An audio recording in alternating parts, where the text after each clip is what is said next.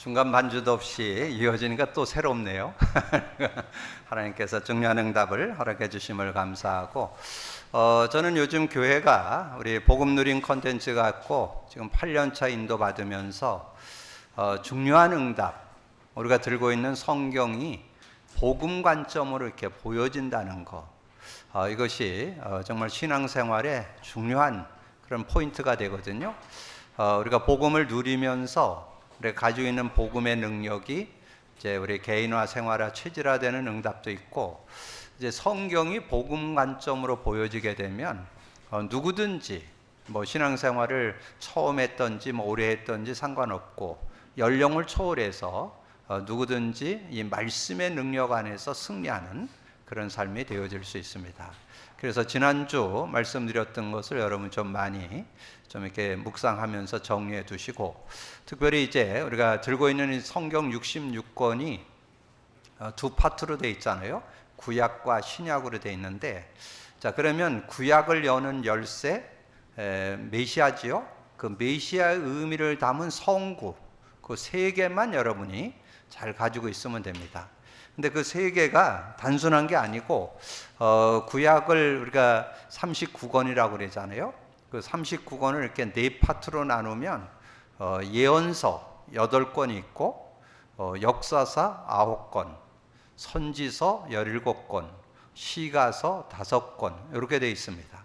그래서 그 내용에서 중요한 율법서에서 주제 요절은 출애굽기 3장 18절, 그들의 내 말을 들으리니 너는 그들의 장로들과 함께 애굽 왕에게 이르기를 히브리 사람 하나님 여호와께서 우리에게 임하셨은즉 우리가 하나님 여호와께 제사를 드리려 하오니 사흘길 광야로 가도록 허락하소서 하라. 그래서 이 율법서의 주제 요절은 출애굽기 3장 18절.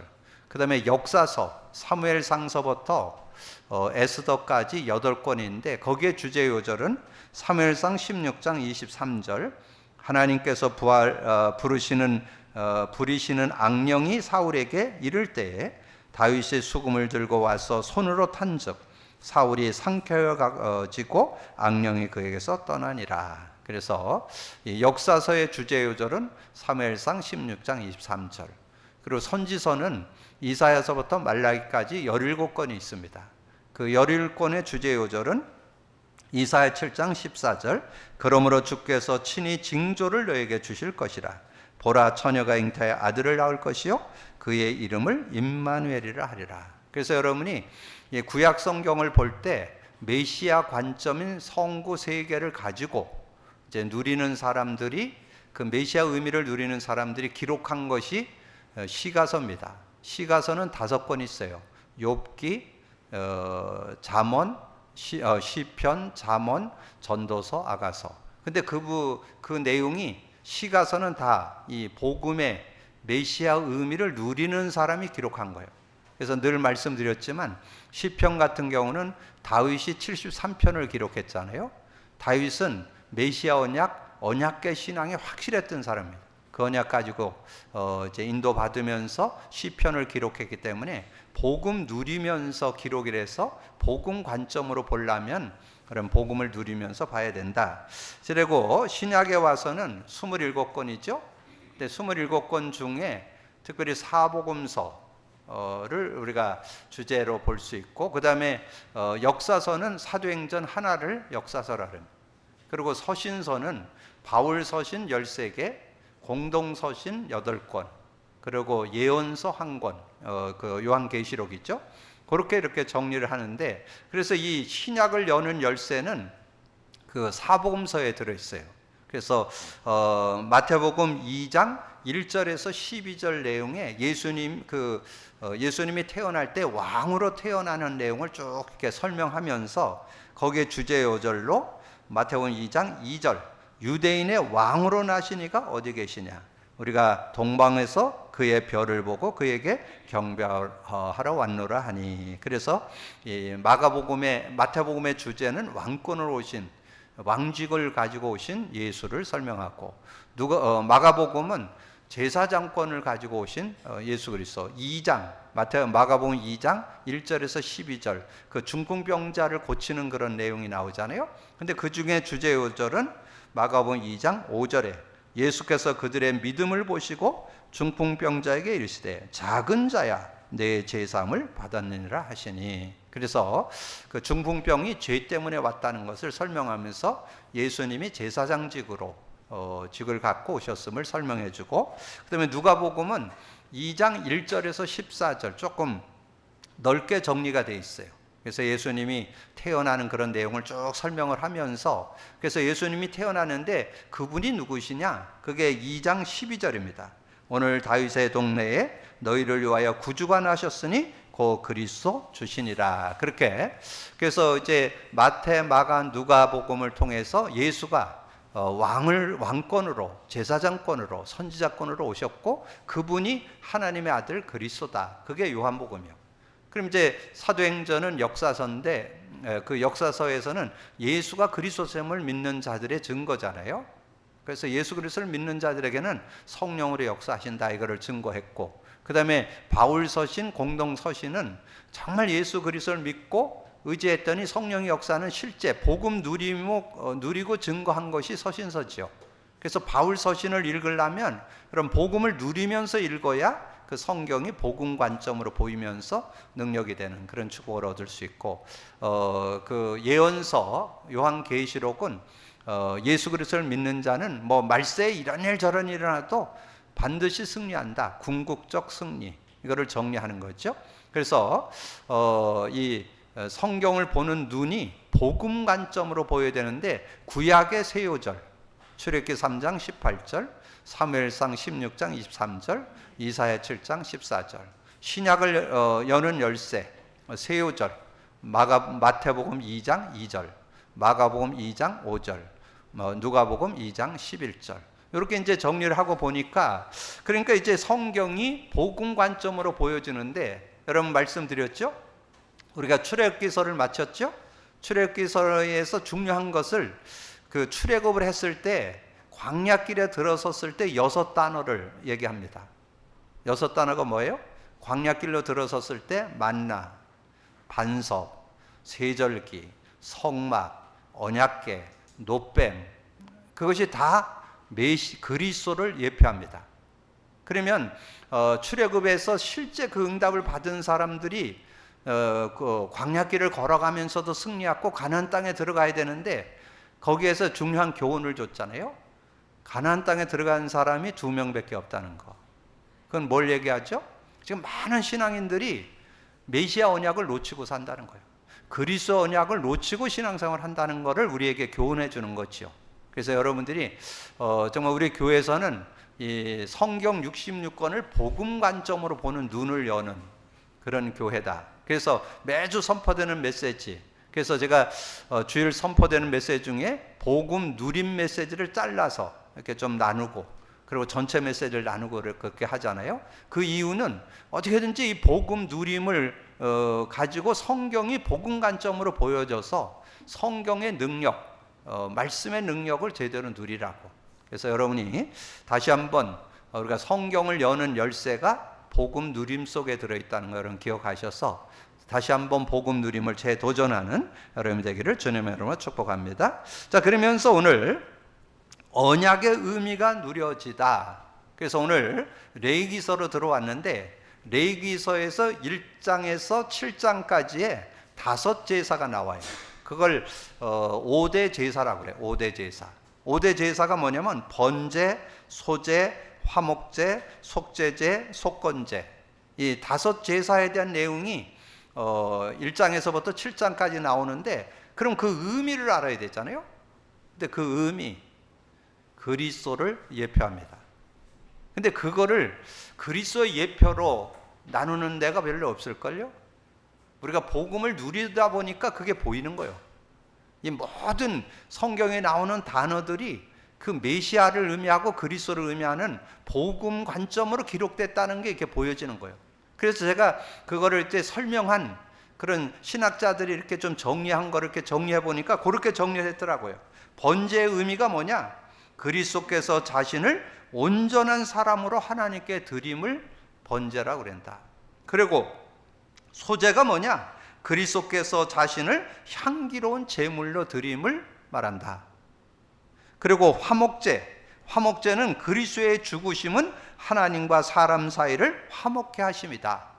그렇게 정리를 했고, 속죄제는 그리스도께서 인류의 죄를 위하여 죽으심을 설명하고, 속건제는 그리스도께서 우리를 살리기 위해 우리의 허물을 위하여 죽으셨다. 그렇게 설명한다. 그래서 다 그 다섯 제사가 그리스도를 예표하고 있다는 거. 그럴 때 이 내용이 중요한. 그래서 그 내용은 그때 당시에 그 예물을 드렸던 그런 내용들을 가지고 쭉 정리를 했는데, 거기에 중요한 포인트가 뭐냐면 메시아의 의미 그리스도를 예표하고 있다는 걸 깨달아야 이 성경이 복음 관점으로 보이게 돼서 그게 능력이 되고 축복이 된다는 거죠. 그렇다면 언약의 의미를 누리려면 그 언약의 의미가 그리스도라고 그랬는데, 그리스도께서 오셔서 하신 일, 그 핵심 내용이 33구절에 들어있습니다. 예수님이 십자가에서 죽으실 때 여러분의 문제 다 해결했다고 그랬잖아요. 그래서 이사야 53장 5절에서는 뭐예요? 그가 찔림은 우리의 허물 때문이요 그가 상함은 우리의 죄악 때문이라. 그가 징계를 받음으로 우리는 평화를 누리고 그가 채찍에 맞음으로 우리는 나음을 받았도다. 이사야 53장 5절 내용인데, 그 내용에 뭐가 들어있어요? 여러분의 인간의 근본 문제 해결, 영적 문제 해결, 마음 문제 해결, 마음, 정신 문제 해결, 육신 문제 해결. 그래서 전인격적인 문제, 우리의 인간의 문제를 전인격적으로 다 해결한다. 그게 이사야 53장 5절이요. 근데 그분이 어떻게 해결하느냐? 그분이 세상 죄를 지고 하는 어린 양으로 왔다. 그 얘기는 뭘 포함하고 있어요? 구약에 수많은 양을 잡고 소를 잡고 했던 그 제사의 그 제물의 주인공으로 예수님이 오셨다. 그 얘기잖아요. 요한복음 1장 29절에 이튿날 요한이 예수께 자기에게 나오심을 보고 이르되 보라 세상 죄를 지고 가는 하나님의 어린 양이로다. 그래서 구약의 그 수없는 양을 대신해서 예수님이 양으로 오셨다는 거예요. 그럼 양으로 오셔서 뭐 했냐? 십자가에서 피 흘리시고 죽으셔서 문제 해결을 했다. 그래서 그 해결 내용을 지난번에 얘기 드렸죠? 히브리서의 그 의미를 담고 있잖아요. 히브리서 10장 20절, 히브리서 9장 12절, 히브리서 2장 15절. 근데 그 내용을 우리가 신약으로 정리한다면 요한복음 19장 30절로 정리가 된다는 거죠. 예수께서 흰 포도주를 받으신 후에 이르시되 다 이루었다 하시고 머리를 숙이니 영원히 떠나가시니라. 여러분, 예수님이 십자가에서 여러분의 근본 문제, 모든 문제 해결했음을 믿으시기 바랍니다. 계속 복음이 증거되는 게 뭐냐면 우리가 예수 왜 믿냐? 예수님이 여러분의 근본 문제, 모든 문제를 해결했기 때문에 우리가 예수 믿는 거예요. 그래서 예수 믿고 구원받고, 근데 구원까지는 대부분 다 알아. 예수 믿어서 구원받는다는 것은 뭐 누구나 아는데 치유된다는 건 잘 몰라요. 치유 받으려면 여러분이 그리스도 고백 선포를 통해서 성령의 능력을 누리는 삶이 돼야 되는데, 여러분 제가 이렇게 경험해 보니까, 체험해 보니까, 제가 청년들하고 말씀 공부를 했잖아요. 이 그리스도 고백 선포에서 성령의 역사를 누리는 거를 이렇게 하는데 한 40회 50회 하면 생활에 적용이 좀 되더라고요. 그리고 내면에 있는 거 있잖아요. 자존감이 낮은 거, 핸디캡 있는 거, 여러 가지 상처들, 이거 치유받는 데는 100회 정도 해야 돼요. 매일 100회 정도 한 3개월 6개월 해야 그거 치유돼요. 이 내면적인 문제. 그리고 여러분 깊은 어떤 그런 상처들, 특별히 인간관계라든가 여러 가지 위기라든가 이런 걸 넘어서는 데는 여러 가지 영적인 거나 정신적이나 육신적인 질병은 하루 300회에서 500회, 그걸 3개월 6개월 해야만. 왜냐면 여러분이 가지고 있는 기준 안 바뀌어요. 여러분 가지고 있는 생각 기준 못 바꿔요. 근데 저는 복음 속으로 들어가면 치유될 수 있습니다. 어떤 병도 상관없어요. 지금 앞으로 여러분 병원 가면 거의 암이에요. 요즘에는 그 정도로. 왜 그러냐면 여러분 잘못이 아니고 세상이 다 오염됐어. 공기도 오염되고 뭐 음식도 오염되고 모든 게 다 오염되어 있기 때문에 요즘엔 뭐 병원 가면 암으로 발견될 정도로 정말 오염된 시대에 살고 있어요. 그래서 그러면 이 시대를 이기는 길이 뭐냐? 복음 누림. 그래서 하나님께서 21세기에 저와 여러분에게 복음 갖고 승리하도록, 복음 가지고 치유받도록 하기 위해서 우리 교회 복음 누림 콘텐츠를 허락해 주셨다고 저는 믿습니다. 여러분 믿음 갖고 누리는 여러분 되기를 바랍니다. 자, 그러면 번제의 의미를 우리가 그냥 그때 당시에 번제를 어떻게 드렸는가를 우리가 한번 좀 생각을 해봐야 되겠죠. 번제를 어떻게 드렸는가. 자, 1절에서 2절, 여호와께서 회막에서 모세를 부르시고 그에게 말씀하여 이르시되 이스라엘 자손에게 말하여 이르라, 너희 중에 누구든지 여호와께 예물을 드리려거든 가축 중에서 소나 양으로 예물을 드릴지니라. 그러면 어떻게 드리냐? 그 예물이 소와 소의 번제면 흠없는 수컷으로 회막문에서 요 앞에 기쁘게 받으시도록 드릴지니라. 그는 번제물의 머리에 안수할지니 그를 위하여 기쁘게 받으심이 되어 그를 위하여 속죄가 될 것임이라. 그는 여호와 앞에서 그 수송아지를 잡을 것이요 아론의 자손 제사장들은 그 피를 가져다가 회막문 앞에 제단 사방에 뿌릴 것이며 그는 또한 번제물의 가축을 벗기고 각을 뜰 것이라. 그렇게 말씀해주고 10절에 만일 그 예물이 가축 때의 양이나 염소의 범죄이면 흠없는 수컷으로 드릴지니 그가 제단의 북쪽 여호와 앞에서 그것을 잡을 것이요 아론의 자손 제사장들은 그의 피를 제단 사방에 뿌릴 것이며 그는 그것에 각을 뜨고 그것을 머리와 그것의 기름을 떼어낼 것이요 제사장은 그것을 다 제단 위에 불 가운데 있는 나무 위에 벌려놓을 것이며 그 내장과 그 정강이를 불러 씻을 것이요 제사장은 그 전부를 가져다가 제단 위에서 불살라 번제를 드릴지 이는 화제라 여호와께 드릴 향기로운 냄새니라. 만일 여호와께 드리는 예물이 새의 번제이면 산비둘기나 질비기 새끼로 예물을 드릴 것이라. 제사장은 그것을 제단으로 가져다가 그것의 머리를 비틀어 끊고 제단 위에 불사르고 피는 제단 곁에 흘릴 것이며 그것이 모이 주머니와 그 더러운 것을 제거하여 제단 동쪽 재버리는 곳에 번지고 또 그 날개 자리에서 그 몸을 찢되 아주 찢지 말고 제사장은 그것을 제단 위에 불을 위에 있는 나무 위에서 불살라 번제를 드릴지니 이는 화제라 여호와께서 향기로운 냄새니라. 그러면 번제의 의미가 뭐라 그랬어요 아까? 번제의 의미가 그리스도께서 자신을 온전한 사람으로 하나님께 드림이다 이렇게 말씀을 드렸는데 그 내용을 여러분이 그럼 성경을 좀 근거해야 되겠죠? 성경의 내용에 보니까 히브리서 4장 14절에서 16절에 그 의미를 잘 담은, 그래서 이 제사장 중에 대제사장만 지성소에 들어갈 수 있었거든요. 근데 참 대제사장으로 예수님이 오셔서 하나님께로 가는 길을 여는 그런 모습이 됐다는 것을 그 히브리서 4장 14절, 그러므로 우리에게 큰 대제사장이 계시니 승천하시니 곧 하나님의 아들 예수시라. 우리가 그 믿는 도리를 굳게 잡을지어다. 우리에게 있는 대제사장은 우리의 연약함을 동정하실 분이 못하실 리가 아니요 모든 일에 우리와 똑같이 시험을 받으신 이로되 죄는 없으시니라.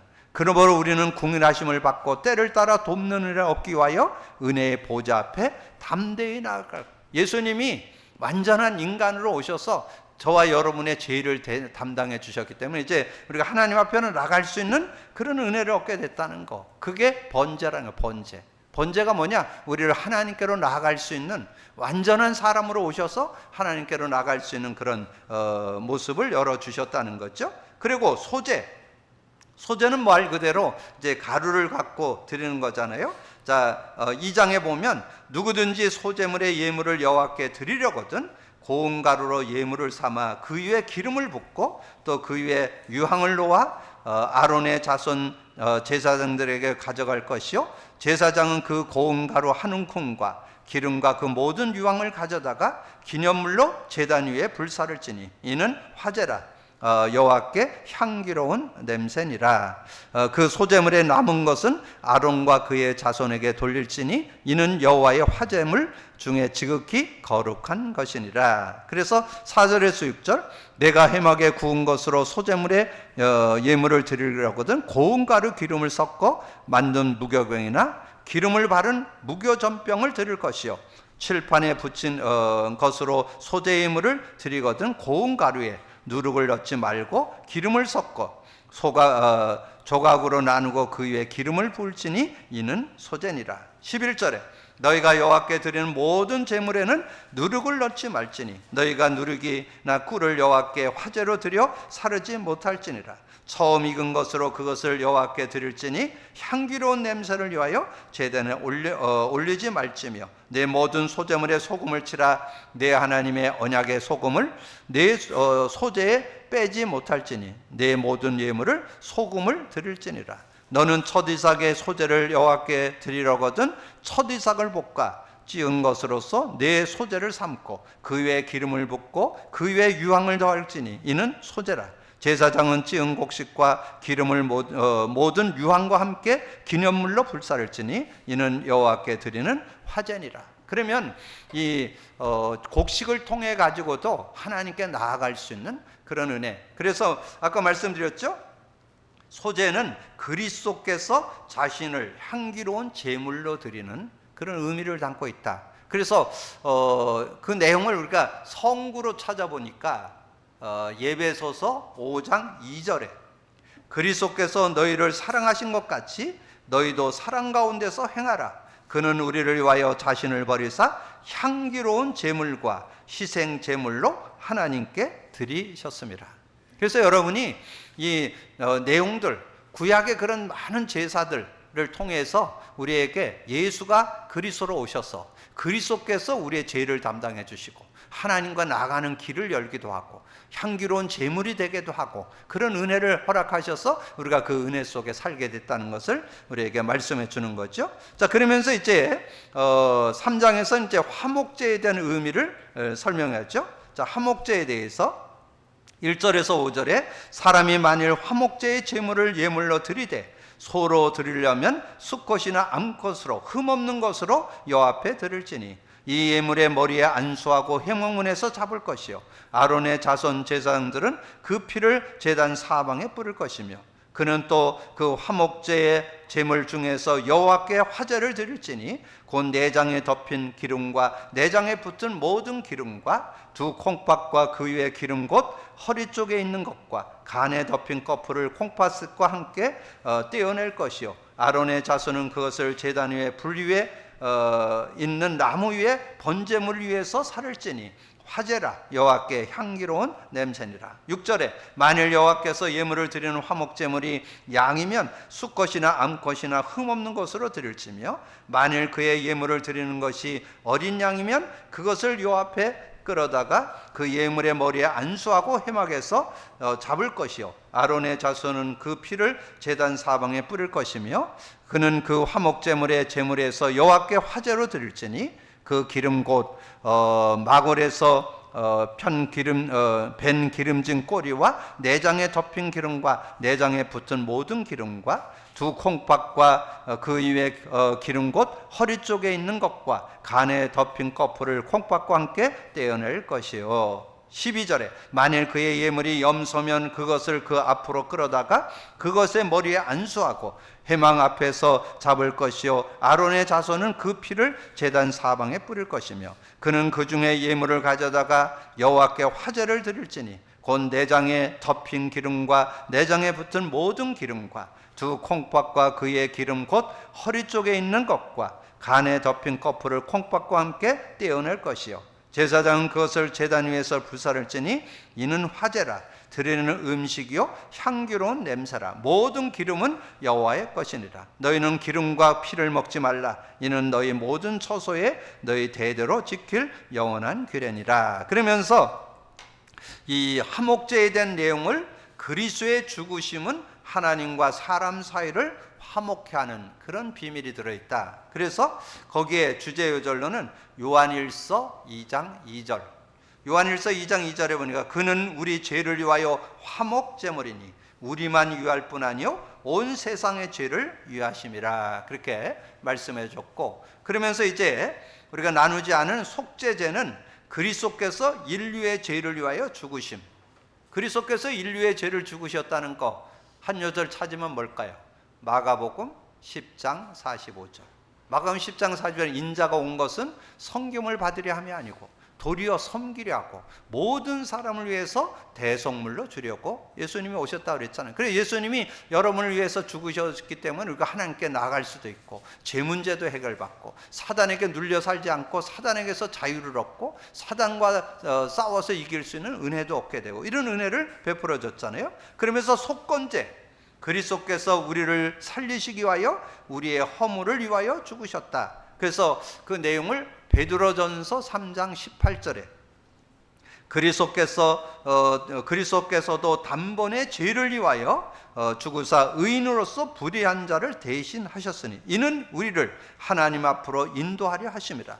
육체로는 죽임을 당하시고 영으로는 살리심을 받으셨으니. 그래서 오늘 이 언약의 의미를 누려야 되는데, 이 레위기서에 나오는 5대 제사가 그리스도를 예표한다는 거.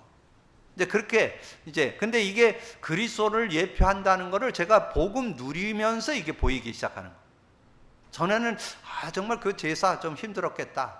야, 그렇게 얼마나 어렵냐. 이런 거가 좀 보이고 그랬었는데, 요즘에는 이걸 보면서 그렇게 어렵게라도 그걸 알려주기 위해서, 그 메시아 의미, 그리스도의 의미를 알려주기 위해서 제사라는 것을 정해놓고, 그 제사를 통해서 그 의미가 우리가 어떻게 하나님 앞에 나아갔고, 어떻게 우리 죄를 사함받고, 어떻게 우리가 잘못했을 때 우리가 해결받을 수 있는가, 이런 부분들을 정리해주는 그런 내용이구나. 이걸 깨달으니까 정말 성경이 정말 우리에게 복음의 눈을 열어서 복음 관점으로 성경을 보게 해서 그 은혜를 주는구나, 이렇게 깨달아지니까 너무 감사한. 자, 말씀을 정리합니다. 우리 성경 66권을 여러분이 정리하려면 구약은 메시아인데, 메시아의 의미를 담고 있는 세 요절, 그럼 꼭 기억하세요. 출애굽기 3장 18절, 율법서의 주제 요절이죠. 그 다음에 역사서의 주제 요절, 사무엘상 16장 23절. 여러분 선지서의 주제 요절 은 17권인데 그 주제 요절은 이사야 7장 14절. 이런 그 세 요절이 되어야만 여러분 욥기서가 은혜가 됐고, 잠언도 은혜가 되고, 시편, 전도서, 아가서가 은혜로 다가옵니다. 그냥 그 내용을 읽어갖고. 그래서 제가 바깥에서 좀 이렇게 뭔가 지혜롭게 살고 싶은 사람이 잠언서를 읽더라고요. 어느 제가 자동차 오일을 가려 갔더니 그 사장님이 앉아서 성경을 읽고 있어. 그래 난 또 신앙이 굉장히 깊은 줄 알고 물어봤더니 자는 교회 안 다닌대. 근데 왜 잠언서에 있느냐니까 잠언서가 지혜서라 그래서 자기가 읽고 있다는 거야. 내가 삶을 살아가는데 지혜롭게 살고 싶어서. 나쁠 건 없죠? 근데 복음의 눈 열릴까요? 절대 복음의 눈은 안 열립니다. 그냥 세상 지식에서 조금 플러스 알파는 될지 몰라도 삶의 지혜는 복음의 눈이 있어야만 바른 눈을 가질 수 있어요. 그리고 아까 말씀드렸죠? 시편 150편 중에 다윗이 쓴 시가 73편입니다. 그러면 복음 누린 사람이 기록했다는 거죠. 이렇게 이해를 하셔야 여러분 승리할 수 있고, 신약에 와서는 마태복음 4복음서에서 그 주제 요절 3개가 나왔죠. 마태복음 2장 2절, 마가복음 2장 5절, 누가복음 2장 11절. 그걸 제대로 의미를 알고 있어야 사복음서가 제대로 내 것이 될 수 있고, 역사서인 사도행전이 제대로 복음 관점으로 보여주는 능력이 될 수 있고, 그리고 여러분이 그 서신서, 바울 서신이나 공동서신, 공동서신은 바울 사도 말고 기록한 기록한 사람들의 내용을 공동 서신이라고 그래요. 서신서라고 그래요. 근데 저는 지난번에도 말씀드렸는데, 바울 서신을 보면서 복음 누리고 보니까 바울 서신이 새롭게 보이는 거예요.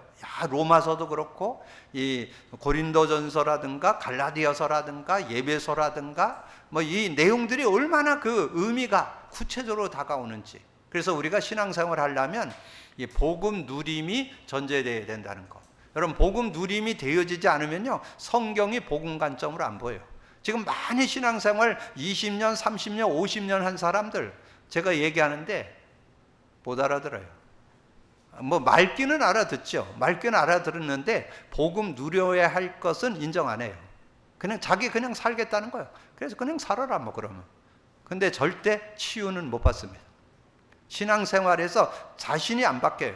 그 내면은 안 바뀌어요. 가지고 있는 기준은 안 바뀌어요. 그러면 진정한 하나님 축복은 놓칩니다.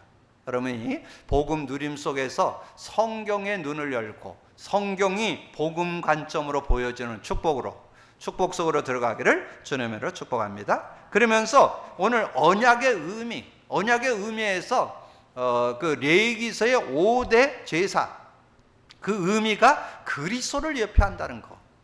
아마 이걸 그리스도를 예표한다고 아는 사람들 거의 없을 거예요. 성경 많이 읽는다고 보이는 게 아니에요. 복음 누려야만 보여요.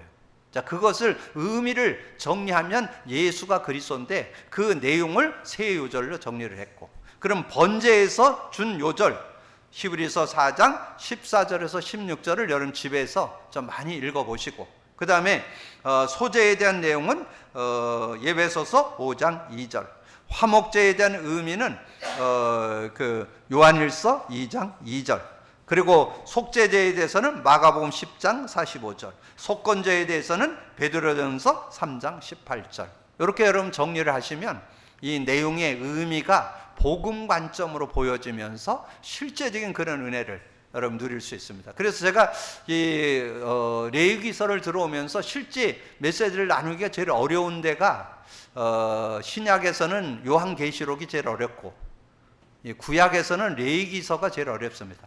이거를 정말 복음의 눈을 열지 않으면 이 메시지를 하기가 제일 어려운데, 제가 이 말씀의 언약을 잡고 일주일 내내 기도하면서 기도하는데 5대 제사가 그리스도를 예표한다. 오늘 새벽에 깨달아졌어요. 오늘 새벽에 일주일을 제가 묵상을 했는데 오늘 아침에 깨달아지더라고요. 그리스도의 예표라는 거. 그래서 정말 그리스도를 담고 있구나. 그래서 이 번제는 그리스도께서 자신을 온전한 사람으로 하나님께 드림이구나. 정말 소제는 그리스도께서 자신을 향기로운 제물로 드리심이구나. 정말 화목제는 그리스도의 죽으심은 하나님과 사람 사이를 화목케 하심이구나. 속죄제는 그리스도께서 인류의 죄를 위하여 죽으심을 의미하는구나. 속건제는 그리스도께서 우리를 살리기 위해서 우리의 허물을 위하여 죽으심이구나. 이게 이제 정리되면서 성구를 제가 찾아내는데 제가 찾은 것만이 옳은 건 아니에요. 여러분 한번 묵상하시면 여러분이 알고 있는 성구가 깨달아질 수도 있어요. 그것이 꼭 뭐 그것만 제한된 건 아니에요. 여러분 한번 찾아보시면서 어쨌든 여러분 5대 제사가 그리스도의 의미를 담고 있다는 것, 이런 것을 한번 생각하면서 인도받는다면 말씀이 능력이 되어서 여러분 정말 한 단어, 한 문장, 한 성구 내용이 능력이 되는 축복을 누리게 될 줄로 믿습니다. 믿음 안에 누리게 되기를 주님의 이름으로 축복합니다. 주님 감사합니다. 오늘도 귀한 시간에 우리 레위기서의 말씀을 통해서 다시 한번 우리가 언약을 제대로 잡고 의미를 깨닫고 누려야 될 것을 확인하게 해주신 주님을 찬양합니다. 우리가 복음 누림 콘텐츠 가지고 인도받으면서 그리스도의 의미와 성령의 의미가 깨달아지면서 성경의 말씀이 복음 관점으로 보여지는 눈을 열어주시니 감사합니다. 이제 그 은혜와 그 축복 속에 매주 선포된 말씀 속에서 한 단어, 한 문장, 한 성구, 한 내용이 복음 관점으로 보여져서 능력이 됨을 체험하는 우리 모두가 되게 하여 주옵소서. 그래서 정말 말씀을 잡고 인도받으면서 그 안에 능력이 들어있고 그 안에 지혜가 들어있고 그 안에 모든 누림이 들어있습니다. 믿음 가지고 말씀의 능력 안에 승리하는 우리 모두가 되게 하여 주옵소서. 감사하고 주님 예수 그리스도 이름으로 기도하옵나이다. 아멘.